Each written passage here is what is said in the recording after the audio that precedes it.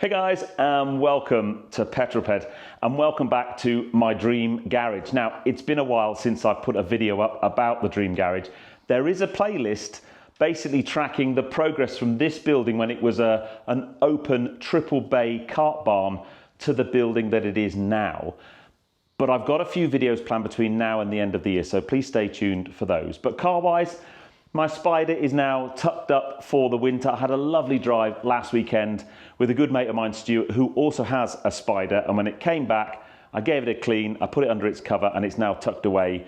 However, it will be getting an outing in a couple of weeks' time to go up to Derby to maybe unlock and unleash a little bit more noise. Stay tuned for that. Any guesses what I'm doing? Put it in the comments. And then the Macan was filthy. It got a really good clean last weekend, and then we parked up in the garage and it's now so clean and looking so nice, we don't want to take it out in case it gets dirty. So we're running around in Ruby Roadster and in my new Daily, which actually arrived a couple of weeks ago, but this is the first opportunity I've really had to film with it. But I think you're gonna like it, because I do.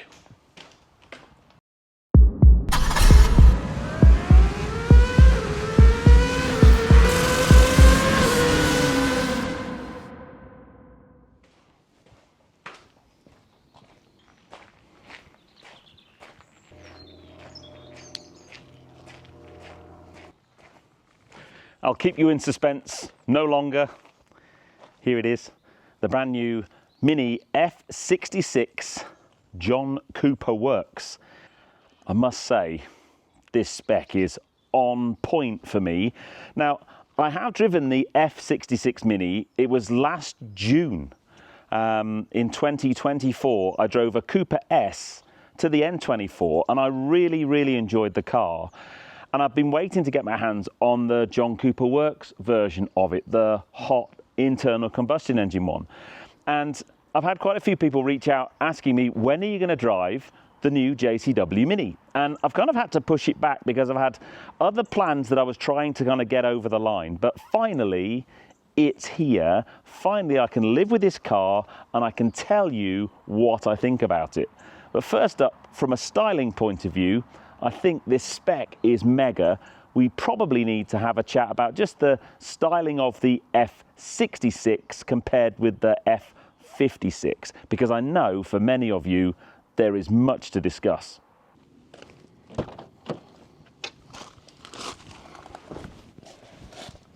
As I said, I've had this car a couple of weeks and I've been busting to share it with you, but finally I've got the time. Anyway, I've got so many plans for this car, but I do like to kind of change and modify and personalize my Minis. And in this video, I'm working with the guys from Carly. Now, Carly is an OBD port reader. Basically, this little dongle device here, you plug it into your OBD port. Now, on a Mini, that's literally just there. There's a little flap, and I've got a little connector there.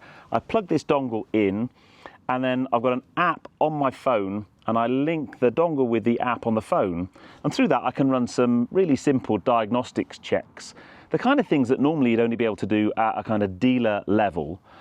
I can see if there are any fault codes on the car. Really cool thing is I can untap hidden features, get the cars to do non-standard things. You can do mileage checks on some cars. You're even able to look into the service history. Now, unfortunately, this isn't my car. Yeah, I am trying not to do the YouTuber thing of saying, hey, look at the car I bought.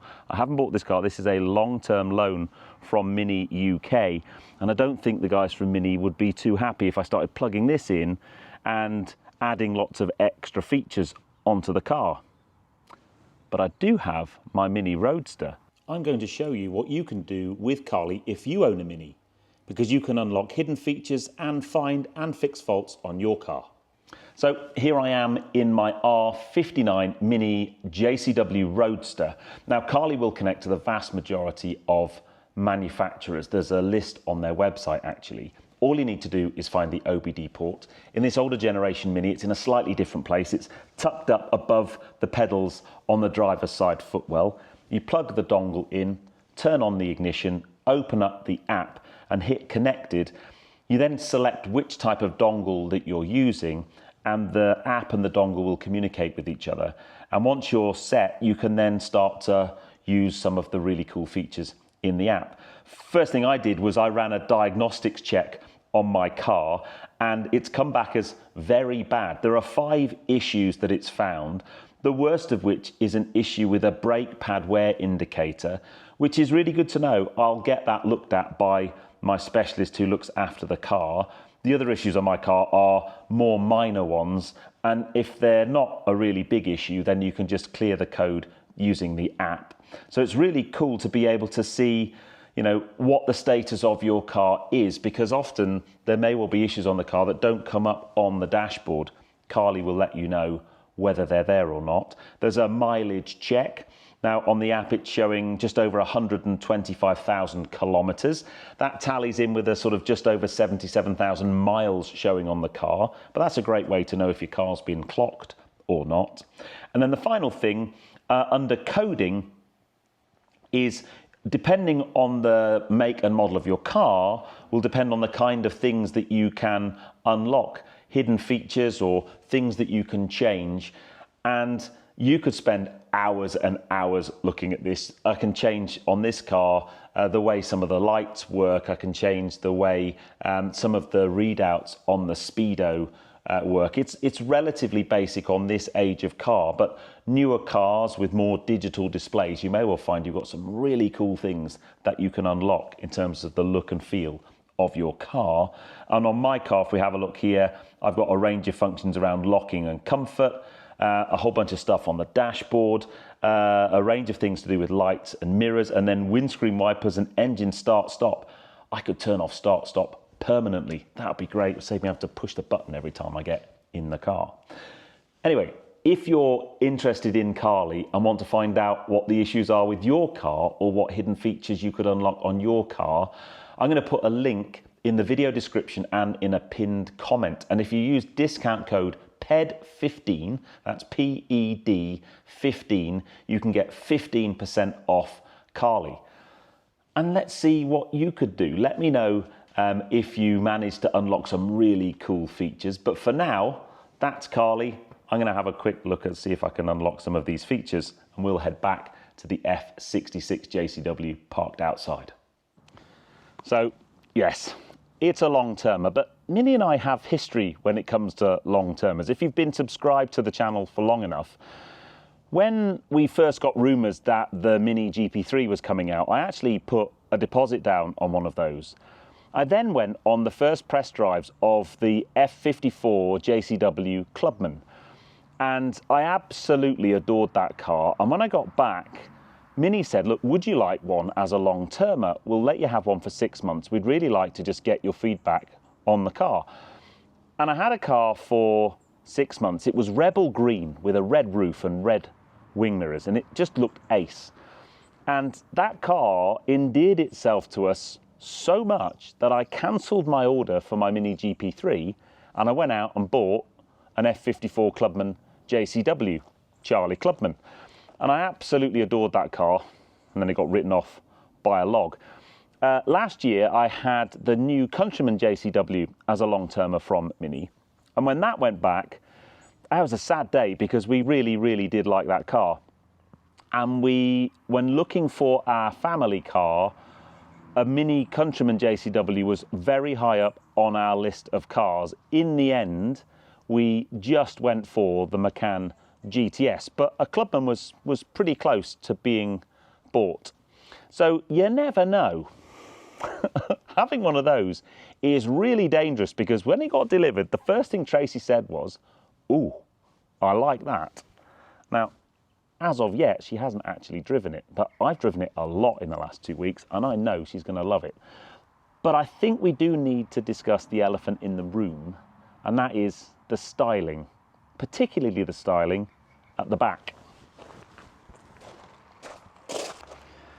Now, I think there are 2 things we need to discuss at the back of the car. First up, when the first pictures of this new F66 hit the internet, there were many Mini fans out there totally lost their mind about the new design for the rear tail lights. I never had a major issue with them. For sure, it's quite different than the outgoing car, But honestly, my personal opinion is I think these lights have grown on me a lot. And I think now the rear of this car looks really very cool.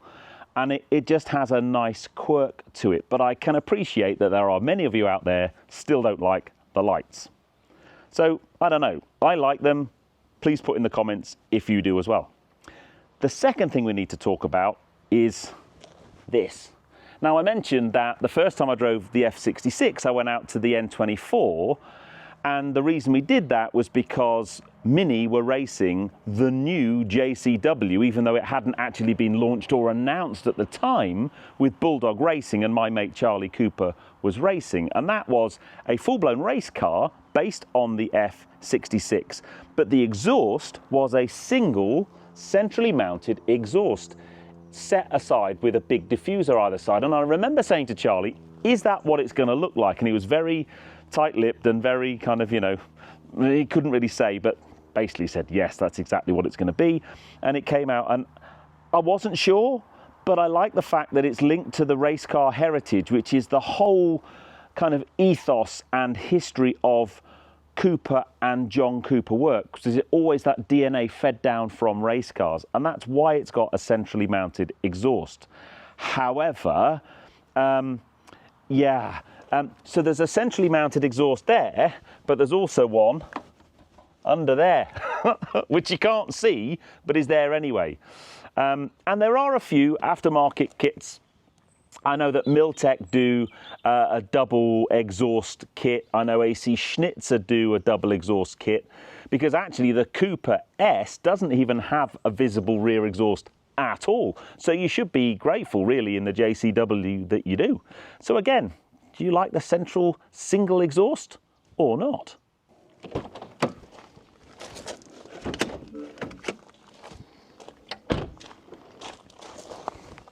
Before we talk about what's under the bonnet, I'm not a big fan of the wheel design. I've heard these referred to as the tuning fork wheel, but once you see it, you won't unsee it. Looks a bit like a condom.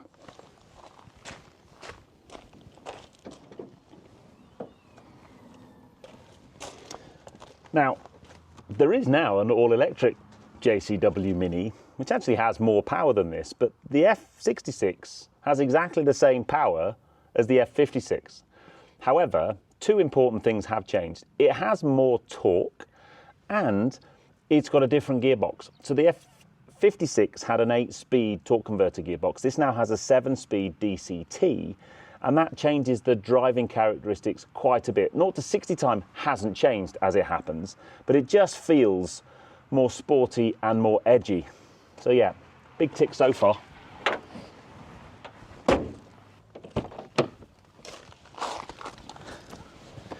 Well, on the inside, it's a really nice place to be. I know there will be Mini aficionados that hate a few things about this interior. I always get comments about this knit material on the dash and on the door card saying how difficult it must be to keep clean. That may well be the case. It's not, as it happens, my experience. The central infotainment display is normally a point of comment, especially if you're using Apple CarPlay, because you just get a little square in the middle, but it's really easy to use. The one thing I don't like compared with the Countryman is the mobile phone mount here with this strap. I always feel like I'm going to be scratching the main screen of my phone. You've got little kind of storage bins and stuff. The biggest negative is the thickness of the steering wheel. It's ridiculously thick. I do like that little canvas spoke though. But yeah, the steering wheel's just too thick. It's got a really good head-up display, super comfortable seats. I think one of my challenges with the John Cooper Works is because now Mini do a John Cooper Works trim that you can option in on lesser models, it doesn't really stand out as anything extra special. So it doesn't feel any different in here than the Cooper S I went to the Nürburgring in, really. And I think that's wrong. I think the John Cooper Works badging should stay exclusively to the John Cooper Works car. Come up with some other sporty moniker or sporty trim level. Don't call it John Cooper Works.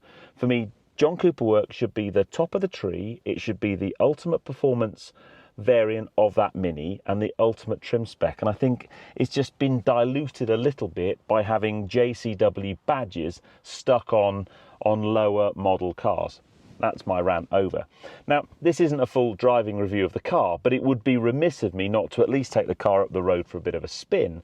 But I've got this car until the end of February, so anything that you think you would like to see me do with it in terms of testing it, or in terms of my honest opinion on particular features or functionality or practicality, please put in the comments below. Let me know what you'd like to do with the car.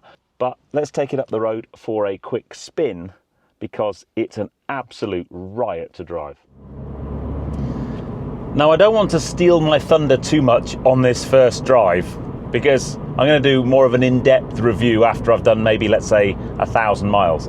Two things you need to do whenever you get in this car. Firstly, you push and hold the set button, turns off the speed bong, but then you go into the experiences, and you go into the top experience, and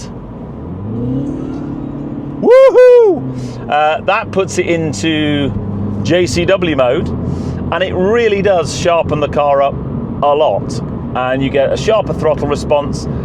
You get, I'm going to say, pops and bangs on overrun, but they're more of like a very muted pop. I don't know if you've ever driven an R56, the JCW version of that, which is the hatch version of my Roadster. Stock, they popped and banged a lot, but that was pre-OPF days. The F56 did it a little bit, and this kind of does it, well, I guess because it probably thinks it needs to, but it's not massively loud, but it's still there. It's a little bit of theatre and a little bit of drama. Now, the spec, price and colour. So colour first, icy sunshine blue, and what I really like about Minis now is there's no chrome on them. The first thing I'd always do with the older like R56 and F56, they had chrome belt lines. You'd basically de-chrome that. They're now de-chromed from factory, and this blue and black colorways on this car looks fantastic. Pricing wise, now the standard JCW hatch is just over £32,000, and this car only has three options. It has the blue paintwork, which is I think 550 quid. It has the upgraded condom alloys, and then finally it has something called the level 3 pack. So when you spec a Mini, you can have level 1, 2 or 3, and the level 3 pack for one of these is £3,800, and that comes with a whole bunch of goodies, parking assist, and I'll put a list in the description below. What that basically means is this car has around about £5,000 worth of options, and that means its on the road price is £36,300, so it's under 40 grand. And I actually think, in the modern crazy world of cars that we live in, that's not too bad. I don't think that's gone up that much from what the old F56 JCW used to be. I think that's a pretty good price. Anyway, let's try and find a little bit of open road and give it a bit of squirt. So next thing we've got to do is I'm going to push the gear selector down to put it in sport, grab a paddle, and then that locks it into manual gear change, and we'll give it a bit of beans out of here.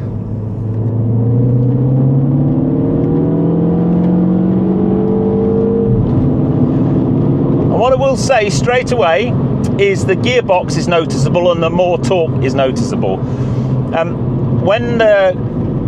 When you change up a gear, as the new gear comes in, if I just slow down a little bit from second, it's all a feel thing, but you get a push and a little poof out the back. There's the little burbles out the back, and it's a very positive kind of acceleration. It is pretty torque steery and lively in your hands, but I quite like that in a Mini. For me, that's a characteristics that I think all Minis should have, because it just, we have to be on your A game. Little bit of wheel spin. Now I'm pulling over 300 Newton meters of torque on throttle there, because I've got a lovely display that's showing my Newton meters and horsepower. But it's a really impressive little car. Now, I'm going to leave with one grumble, and I've expressed this grumble before. I have a brilliant head-up display that's showing my current speed. It's got an indicator that's got the rev counter on it and the current speed limit of the road I'm on. Brilliant. But there's no indicator of what gear I'm in. The only indicator of what gear I'm in is a tiny one in the top right-hand corner of this semicircle display on the dash, and it's just not great, really. You can obviously try and remember what gear you're in, but I'd just like a little visual clue up front, rather than having to distract myself and look over at the main central display to see what gear I'm in. And it's normally just when you've been on it on a bit of a straight and you come into a corner, I just like to have a quick look down to see what the current gear I'm selected in is, so that I can make my decision in the braking phase of the corner I'm approaching. So at the moment I'm holding it in 4th gear. I might grab 5th, and then when I get up to the top up here, that's a slightly optimistic overtake, Mr. Motorbike. Oh my God, what a dick. So I'm coming down here, I'm in 5th. I've just got to remind myself, because when you're in sport mode and you grab a paddle, it stays in the gear you want. Brake feels really good, and then I can start coming down through the gearbox, and the DCT box in this is so much better than the box in the outgoing car. But yeah, there you go. I'll leave you with a beautiful view and my new long-termer. Comments please, what do you think of the styling of the F66 Mini? What do you think of that central exhaust? And any ideas you've got for things you'd like me to do with this car? Well, I've got it, because I've got it for the next 4 months, and I plan to use it every day as my daily, and I'm really looking forward to doing that. But if you enjoyed that, please give me a big thumbs up. Comments below are always welcome, and if you haven't done so already, please subscribe to Petrol Ped for plenty more content to come. And don't forget to check out all the details for Carly in the description and pinned comment. Give it a go, see what features you can unlock on your car. Anyway, for now, I love you and leave you. You take care, guys. Drive safe.